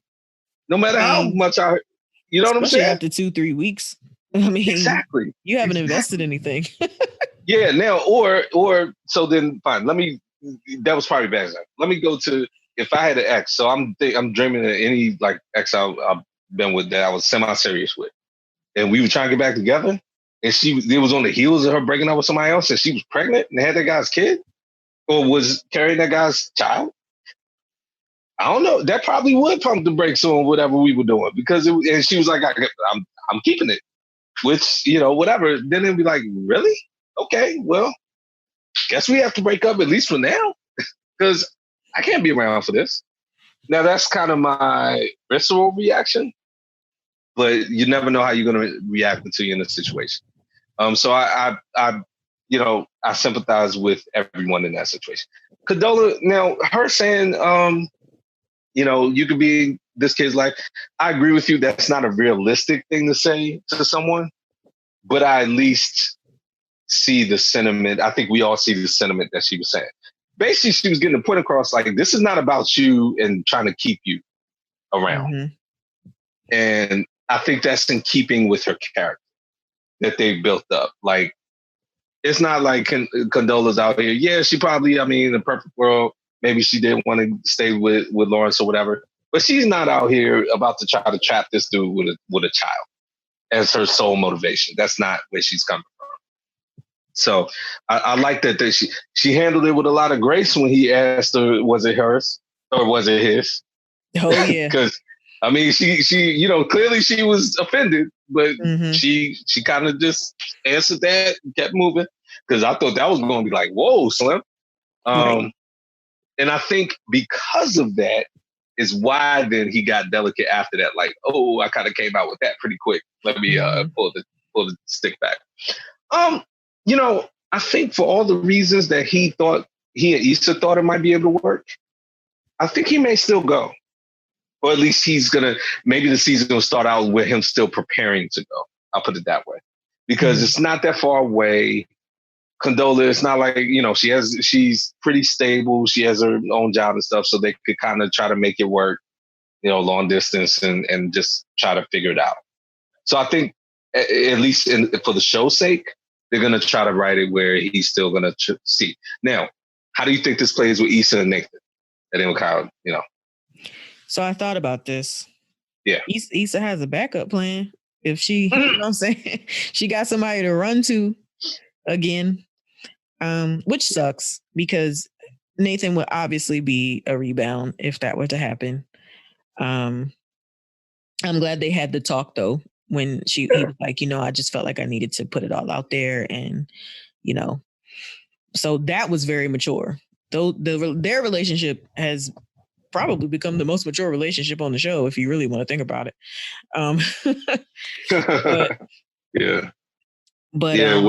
Where they could talk through. I mean, she basically with him had the same thing she had with Lawrence at that dinner, where you talked it out and you figured it out. Right.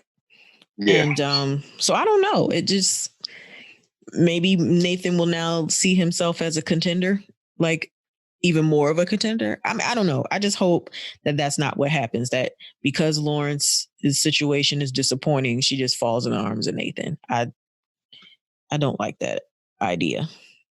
Yeah, but it definitely has the potential. But in general, good ending. Appropriately sets up next season. Doesn't try to wrap stuff in a bow. Life is complicated. Leaves a lot of things open, and I think good season. Your final thoughts? We probably won't see the next season until 2022. But yeah. I mean, we had to wait 2 years for this one, so I was about to say. So yeah, good stuff from Insecure. Well, what we got? Ready for some sports? Always, Sham. So what's going on? Into that lead in. What's going on in the MLB?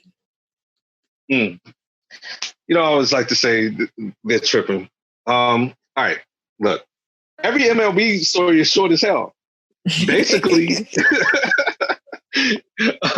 there's a little bit more substance and details to this one. There was an actual proposal submitted by the the Major League Baseball Players Association this week, where they would do a 60-game season. So they're trying to come to a solution. The players and the owners are trying to figure out this money situation. There have been all kinds of speculation. The players will get paid a prorated salary, reduced salary for the amount of games. The players submit this. I'm thinking, oh, well, at least they're submitting stuff, because all they've been doing is shooting stuff down. Yeah, the MLB commissioner came right back the next day and was like, unacceptable, we're not doing it. So now we're back to square one. Wasn't the vote supposed to be today? Well, I guess, but I didn't know there was even supposed to. The way the commissioner was talking, so I don't know who's voting. Are the players voting on are they going to pass their proposal? And maybe they just put it out there early? Because the commissioner was talking like, no, this isn't going to work. That was this week. So I don't know if there's a vote today. Maybe we'll get some news that differs from this. But it doesn't look like there's going to be any kind of agreement anytime soon. So we'll circle back on that if we have some breaking news on that. Yeah, the vote is today. But don't know what time. Voting? The players are going to vote on the latest proposal to return to the field. So. Oh, okay. Well, that's a big waste of time, because I think the details of the proposal have leaked out, and the owners are already like, nah, we're not doing that. So the players can vote if they want, but I don't think it's going to lead to anything. So we'll see, though. I think the general gist is if the Players Association does not accept the proposal, then they're just going to like kill the season. Yeah. Wow. Well, there you have it. I mean, look, this is all about PR. This is not so much about whether there'll be a season or not, because you and I have said many times, the NFL's out here acting like there's going to be a season, and there's a million reasons to believe there will not be. The Major League Baseball would have been better served to conduct this negotiation behind closed doors. And if they couldn't come to an agreement, just be like, you know what? COVID canceled the season. Exactly. That's all they had to do. Because we all know that's the reason anyway. That's the reason anyway. They've been out here beefing about money and trying to make everybody feel bad for millionaires versus billionaires. And it's like, why don't y'all just, as you would like to say, sat down? Please. Ridiculous. So yeah, that's why every MLB story is ridiculous. Now, this is more so a specific sort of team story within the MLB. We have a couple of outbreaks, like to use the word, within a couple of teams. The Phillies have had a couple of players infected, and the Yankees have had a couple of players infected because they have been doing at least minimal activities amongst themselves. But where? Wait, actually, I don't know where. Where was it? Was it Florida? Was it Florida? Is the Grapefruit League or whatever? Yeah, where it would normally be, they'd be playing spring training. Yeah, so all the teams that's in Florida that's opened up and let the disease go everywhere amongst people, they're breaking out. So you know what, Sam? I feel ashamed because that's not breaking news. If I realized that, I would have been like, of course they have the disease. They're in Florida. Which also now leads into one of our final stories of sports, NBA. So, Sham, the NBA was going to go play where? In Florida. And we talked last week about Kyrie Irving's concerns, some legitimate. And look, I'm not going to say some were illegitimate, but some more legitimate than others, in my opinion. Now, a couple things. LeBron James has not really spoken out about this, but all reports are that he wants a season. Mm-hmm. So he's not, I don't think he wants it like no matter what. He does want it to be safe. But I think you said a couple shows ago, and you're right. LeBron looked at his window like, the Lakers were looking good out here. We could have won a championship. let's get this party back started so I can get a ring real quick. But I think he's one of the few like high profile players that want to play. Some of the other ones don't. Now, Kyrie came with those arguments we talked about last week, so we won't rehash them. But Matt Barnes came out this week and went directly at Kyrie and basically, in a way harsher version, said what I said last week, which is like, Kyrie needs to like stop all this. You know, you can still have a season and still go out here and protest and help with the protests, and it's not distracting. And really, he's just saying that for whatever his other reasons are. But Matt Barnes had a lot more colorful language besides that. He said Kyrie needs to quit bullshitting. Right. Exactly. So there's division within the players, but the league needs to, I think, get out in front of the concerns about safety in Florida. I think if you clean that up and either move it somewhere else or come out with a concrete plan of how you're going to address this, then I think public perception and it'll be on your side if you at least have a plan for this. I still am I want to see NBA season. I just do. That's selfish, but doesn't look like we'll be able to get there. So, but wasn't the date July the 19th, Sham? So, I mean, we're talking about a month. And there's still a lot more questions than answers. So we don't know that. Man said he can go do the Myra Moore shit if he really want to. Matt Barnes is just reckless, show. He gives zero. You want to quote, you go to Matt Barnes. Yeah. Facts. Yeah, there are a few people we've talked about, right? Him, people like Ken Perkins. There are a few other people where it's like, go to them for a quote, for the real quote.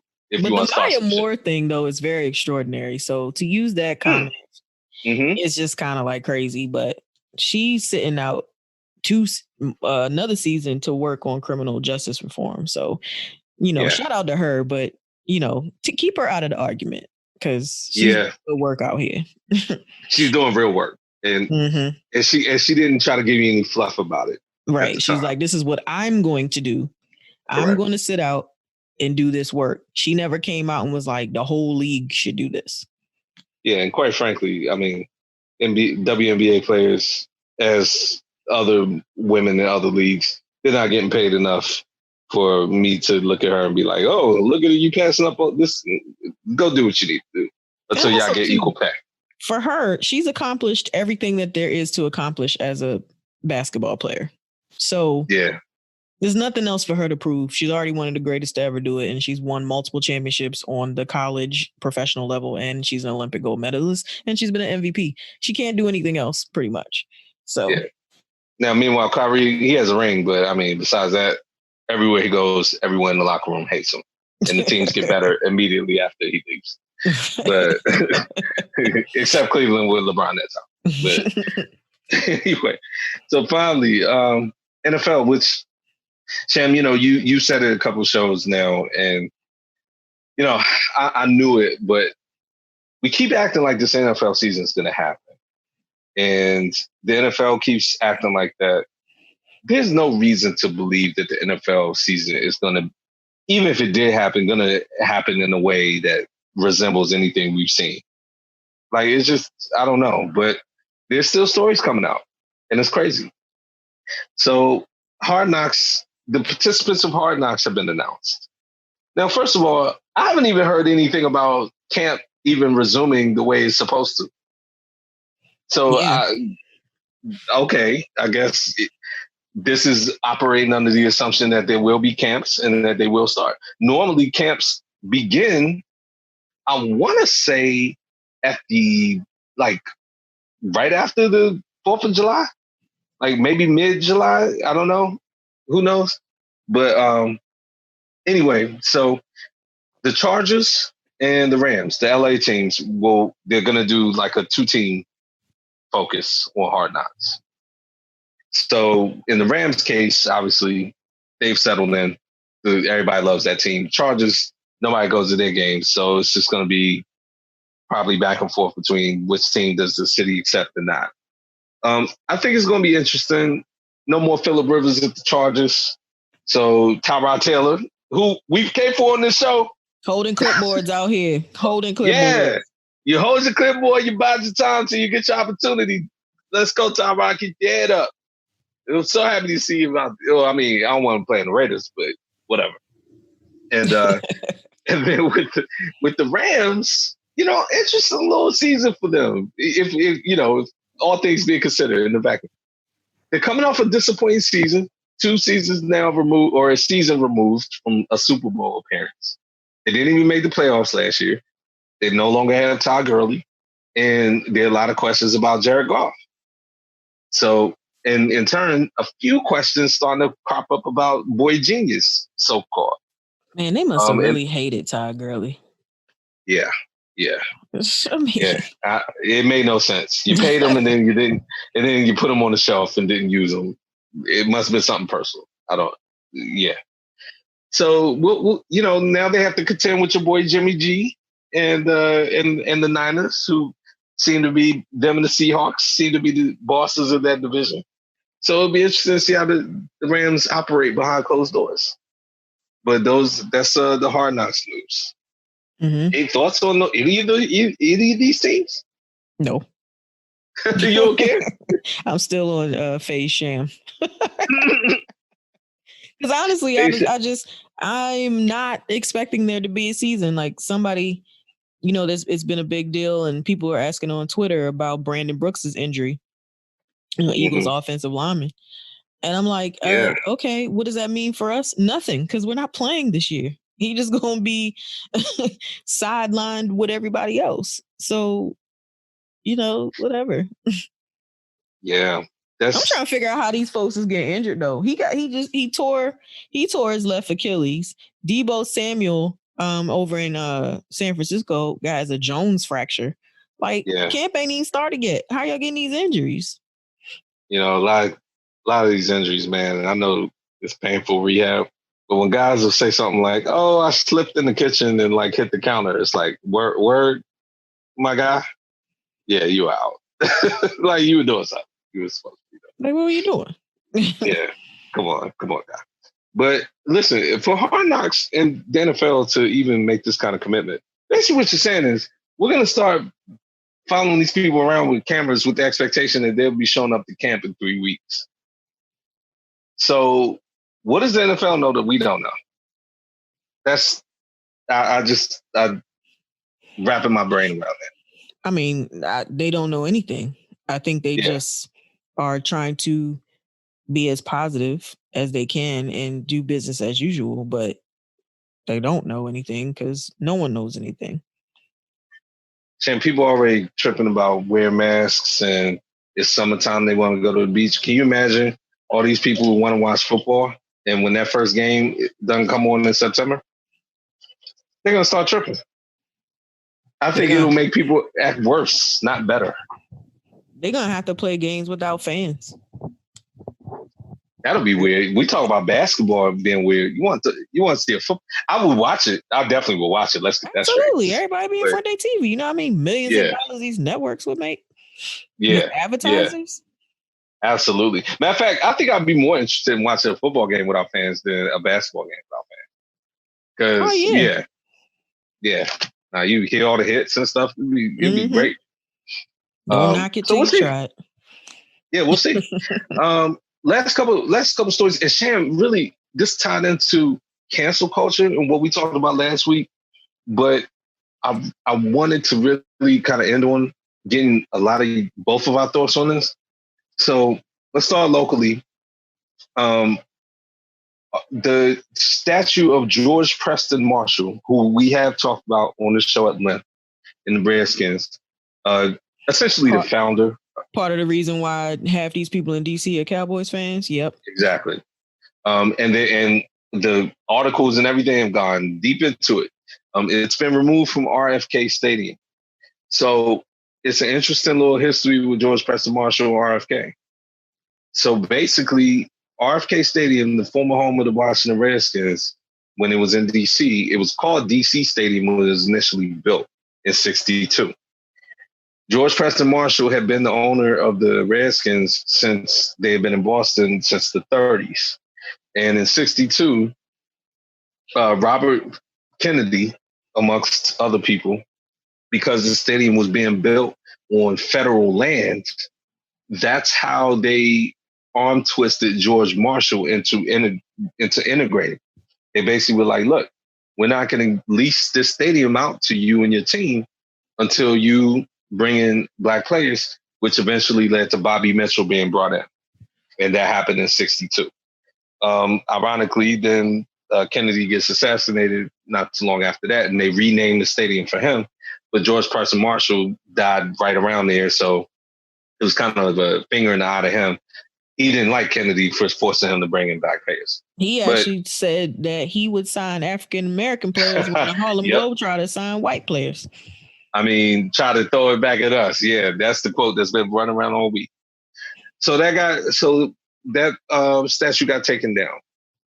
That's not only led, but fueled a conversation that already was taking place about just where we are in the country right now, symbolism, mascots, names, things of that nature, about the Redskins changing their name. You and I have talked about this. It's a horribly racist name, period. And now I feel even more strongly about it than when we first talked about it. I don't care if some Native Americans like it. I know some of them don't. So that's all I need to know. And even on its face, it's racist. It's a racist name and it needs to change right now. The reason I'm bringing cancel culture in general is because what's been happening over the past week and a half, Sharon. What we got? Let's run down the list. We haven't talked about this. Aunt Jemima. Mm-hmm. Let's see. Land O'Lakes. Mm-hmm. Canceled this with the Native American. Uncle Ben's, I believe, is they're figuring it out now. They're going to do something. Why can't Uncle Ben be a black man on a box? Come on. They're trying to figure it out. Now, Shan, I think maybe it sounds like me and you may disagree. You and I may disagree. I'm here for all of it. Symbols mean something. People were like, oh, we're fighting for more important things. Okay, I'm not. What do we say all the time? Things don't have to be mutually exclusive. This is small stuff. As we've also talked about, there are a lot of people who don't pick up history books, who don't do research. That's actually the majority of people. All they know is what they see around them. Symbols lead to stereotypes, which leads to prejudice, which fuels racism. Take all this stuff down. Take the Redskins stuff off, and Jemima, whoever, all of it. All of it. Take it down. And if this is the moment that we got to take advantage of, let's do it. That's where I'm at. That's where I'm at with it. What about where you at with it? Uncle Ben too. I mean, look, they can put my face on it and call it anti-shams. I don't care. Just pay me. Just kidding. Yeah, come on. That's funny. Why I see somebody say put Candace Owens on there? If you put Candace Owens on there or Aunt Jemima's, we might let that ride. That's funny. No, I feel like that if you are going to do these things, this is the perfect time to do them. Yeah, we went into great detail about the name, the Redskins. I even saw something on social media this week that said they're going to change the name to the DC Redskins because they were pressing the Washington Redskins to change the name so badly that they decided to change it to DC Redskins. I mean, that's messed up. Like, you want me to change the name? I'll change it to DC Redskins. No. But yeah, I think you pretty much summed it up. It's definitely, they're gonna do it. To now is the appropriate time. Yeah, Snyder's not gonna do it though. He's not doing it. No, he ain't doing it. He said never in capital letters. Never. This is a man who, he's Jewish, and the reason I bring that up is because he has completely spazzed. If there's been any even inkling of a mention of like Judaism in a paper or anything like that, like he'll be quick to sue. But on an issue like this, he's like, whatever, I don't care. Real quick, this is our 70th episode, Shan. Oh yeah, it is. Yeah, we didn't say it at the beginning. I forgot about it, but thanks for hanging in there with us, guys. 70. A lot more to go. And Shan, this is totally random, and I know we're wrapping up. I'm watching Law and Order, and or at least it's on the TV, and they have these commercials, and the commercial for Love and Hip Hop is coming on. So I know we've already passed the entertainment section. They're showing Bow Wow. He is big, man. Oh, you talking about growing up hip hop? Oh, growing up hip hop. Excuse me. Mm-hmm. The commercial. Yeah, he looking chunky. What? I mean, the quarantine has not been nice to him. He has a quarantine beard, and he clearly has been a barber. But yeah, he's getting big. Yeah, he's wow. But that's not due to the quarantine, because on the episodes he had gained weight too. So doesn't really because he's so short, it doesn't really like sit well on his body. No, it doesn't. He'll figure it out. I mean, hey. I didn't want to rewind, and I was like, let me ask Shan if this has been like a noticeable thing. Yeah, okay. It's been over some time. Oh wow. Quarantine probably didn't help, but it's been over some time. But hey, look, once, if he starts to feel like he needs to get in the gym, he will. Well, on an episode that I'm extremely proud of, that I think we've covered a lot of distinguished topics, we can end on Bow Wow. I'm joking, man. Do you have anything else? No. Thank you guys for listening to this episode of the Stop Playing Podcast with Shan. As always, you can catch us on any podcast platform that you can think of. We're there. Just type in the Stop Playing Podcast. You can also catch us on social media at the Stop Playing Podcast on Facebook and Instagram, and also on Stop_Playing Pod on Twitter. And you can also visit our YouTube page where you can get some snippets and some full episodes as well. Like we always say, no double dipping unless it's the podcast. keep your chips on the plate, and we'll see you next time. Stop playing.